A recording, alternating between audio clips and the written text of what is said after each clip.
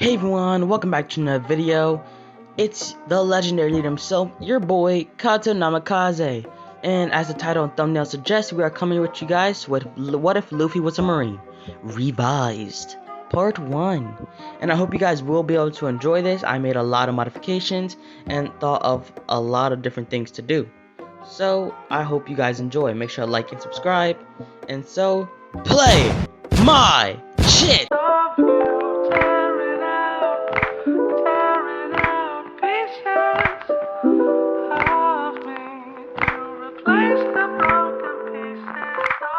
So everyone, let's do the background info. So for something like this to occur, we'll say that Luffy would still originally want to be a pirate, but that's when, Shanks, being scolded, would advise to do something else. He tells Luffy how the pirates nowadays are starting to become corrupted. So if he becomes a marine like his grandpa, not only would he still have freedom, but he would be able to do good in this world. Luffy, who looked up to Shanks at the time, would hear this and contemplate about it, but he ultimately agrees to do it because he thinks it'll make Shanks happy. By the way everyone, Luffy actually still eats the fruit and gives himself the same scar on his face. As said though, Luffy is going to tell his grandpa Garp that he actually does want to be a marine, and Garp is over the moon about it since he can now pass on everything he knows to Luffy. This is mainly due because, as y'all know, Dragon, the revolutionary, big ass bounty, yeah, Garp has a bad reputation with his family about his sons or grandsons probably becoming pirates. In an alternate timeline, we all know that Luffy became a pirate, but we're going to continue the story. So it begins the next 11 years of training for Luffy. But before we get into that, let's talk about his relationship with Ace and Sabo. At first, they didn't like Luffy because of him wanting to be a marine and them wanting to be pirates, but over time, the trio gets closer as not just friends, but brothers, just like in the original. They make the pact by drinking the sake with one another, symbolizing them being brothers. But this is where things change. The day Sabo decides to leave, Luffy is, say, 6 by this time, right?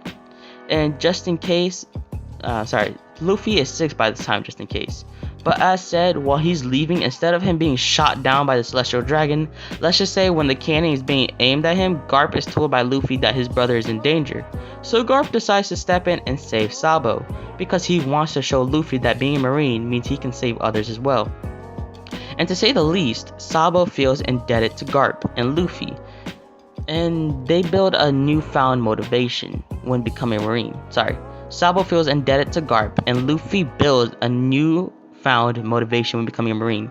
He wants to become powerful enough to take out the Celestial Dragons, but from the inside. And he sees that by becoming a marine, he can protect others. So yes, Garp, you did a good job. Sorry, gotta give G's to my boy Garp. So begins the next, 12 years of extreme training. Garp took the first 2 years to build up Luffy's base strength. Then for the next 3 years, he trained Luffy on how to maximize his potential with his Devil Fruit. Then for another 3 years, he taught Luffy different marine soldier techniques. Seriously, by the time Luffy is now he's already 14, he matches the power of a captain. This impresses Garp as he now knows that Luffy has a lot of potential and is basically a prodigy, and he plans to capitalize on it. So for 2 years, Luffy will be learning the basics. He learning the basics and a little bit advanced haki. Fun fact, Luffy would still have Conqueror's haki, as he does have the potential and motivation to become the Grand Authority. Now, as for the last 2 years of Luffy's training, they'll be reviewing everything he learned, meaning the strengths. He'll be strengthening his basics while advancing and becoming stronger. Lastly, just so y'all know, Garp may not be the smartest, but he actually does still teach Luffy, basic mathematics, reading, accounting, even strategic planning. But this he actually hires a soldier in the army to do, because he doesn't feel like doing it himself. So this Luffy is much more smarter, logical, than his canon self, while retaining his goofy nature. Now Luffy is 18. His brothers Sabo and Ace, being older than him, already left off and became pirates. and he heard lately that Sabo and Ace had apparently joined the Whitebeard Pirates. And at first, he thought that means they grew a white beard until being educated by Garp physically with a fist depositing itself on his head. But back to the main topic at hand. Luffy still needs to apply to the Marines and take a few tests and get through boot camp. And of course, he passes with flying colors, like no problem. Literally nothing. Dog water, get boxed like a fish. Okay, I'm sorry everyone. This took Luffy 1 month to do. But really quick, before we keep going everyone, I just want to say that Luffy's power at the current moment rivals that of 5 vice admirals. Not only that, but it shows that only 4% of you guys are subscribed. So if you're watching this and you like what you hear, then please drop a sub, okay? Besides my shameless plug, Luffy did get past boot camp and he applies to join Garp.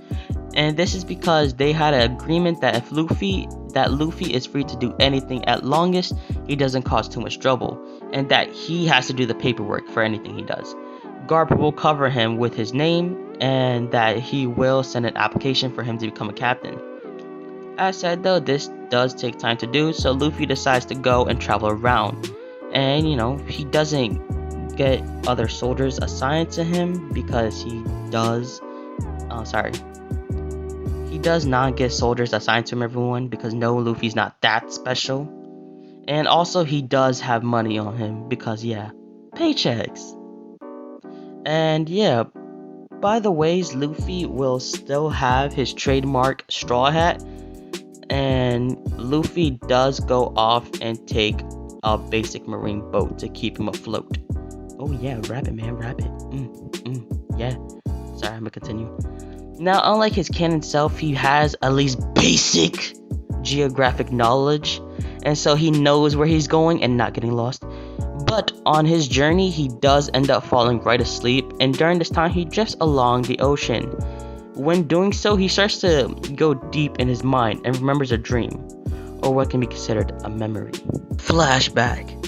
The day was known as the destruction of pirates. It all started with his beloved older brother, Ace, and his execution. When Luffy first heard of Ace's executions, he wanted to intervene.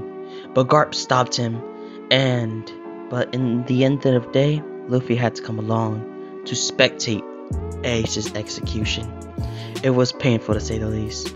From his stoic grandfather shedding tears, Ace's regretful reflection, to even Luffy actually hugging Ace, and their brothers share their final words.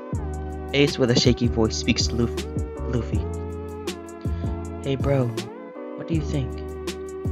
In the end, I can say that no, I don't have regret being a pirate, but I wish you guys didn't have to see me like this. Luffy with tears in his eyes replies, I wish you would have been a Marine, but I guess you're too much airhead for it. The two brothers just shared a laugh, knowing it would be their last. Ace then says something insane.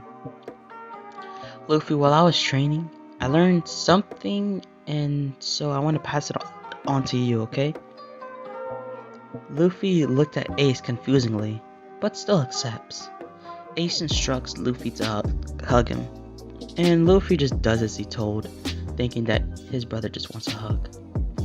And while they're hugging, the executioners are readying themselves, and Ace whispers into Luffy's ear, see you later, little bro.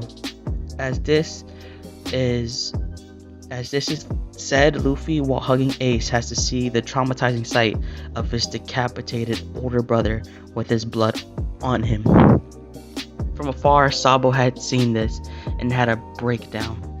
Even though they fought so hard, they couldn't save Ace, and their own Captain Whitebeard had died. As Sabo was crying, Akainu was approaching him and was ready to strike down the person that is known as the 3rd Division Captain, Sabo. But this is where everyone saw a reddish-pink flash approach at unforeseen speeds. Then a kick deposited itself on Akainu, and even Garp was surprised to see who it was. Luffy was there in Gear Secondo, in his Gear Second form. But What was even more surprising is that his hands and feet were on fire. Akainu was outraged and orders Luffy to move out of the way, or he will die as well. Luffy asked Akainu a particular question. Why kill a man who doesn't have it in him to fight anymore? This man never.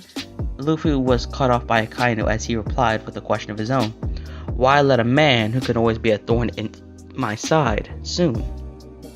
Why not just cut it down before it can grow more? Luffy replies, why kill a sprout when no one cared? Why not kill a tree that others love and admire for bigger impact? At these words, Akainu smiles and, actually unlike in canon, sort of backs off. And just like in canon, Shanks shows up rescuing the Whitebeard pirates, and he sees the bloodshot eyes of Luffy from crying in rage.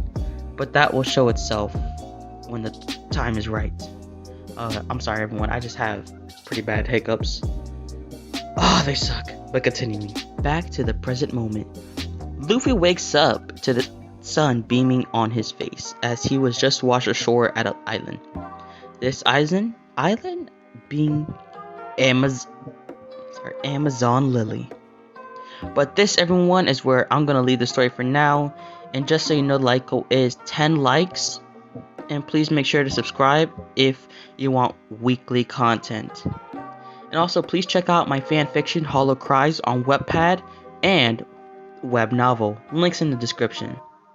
And with that being said, everyone, adios. I'll see y'all soon. If you find the one, you should never give her up. I think it's the way life changes when in love, yeah. I surround my soul with the positivity.